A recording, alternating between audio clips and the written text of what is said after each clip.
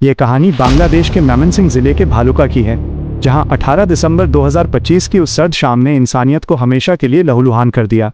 दीपू चंद्रदास, जो Pioneer knit composite factory में एक साधारण गारमेंट वर्कर थे, उस दिन हमेशा की तरह अपने काम पर गए थे, ये जाने बिना कि वो उनकी जिंदगी का आखिरी दिन होगा। फैक्ट्री के भीतर विश्व अरबी भाषा दिवस का कार्यक्रम चल रहा था। तभी अचानक एक अफवाह उठी कि दीपू ने पवित्र धर्म का अपमान किया है।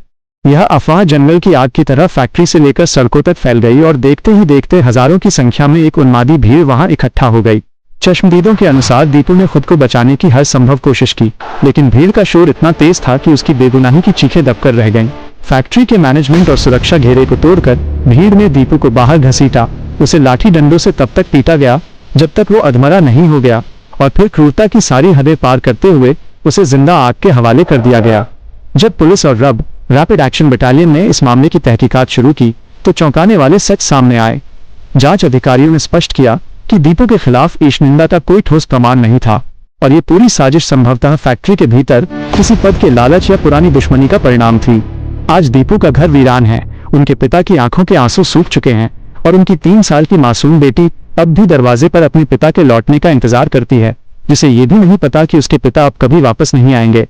भारत सहित दुनिया भर के मानवाधिकार संगठनों ने इस घटना की कड़ी निंदा की और बांग्लादेश की अंतरिम सरकार पर दोषियों को सजा देने का भारी दबाव बनाया।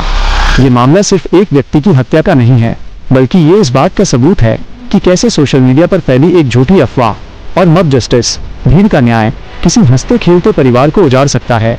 दीपू चंद्रदास की ये दर्दनाक मौत आज हमें ये सोचने पर मजबूर करती है कि क्या हम वास्तव में एक सभ्य समाज में रह रहे हैं या हम वापस उसी अंधेरे युग में लौट रहे हैं जहां सिर्फ भीड़ की ताकत ही कानून है।